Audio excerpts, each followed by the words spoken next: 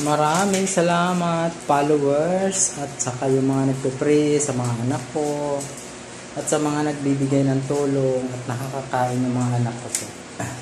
Maraming salamat.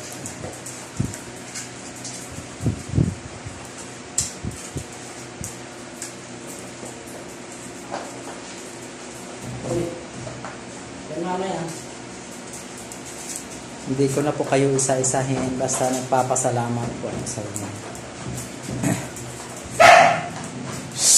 Kaya mama nga yan, ako. Agawan dito. Labasin ko na ito. Diba mga buwak kumain sa labas.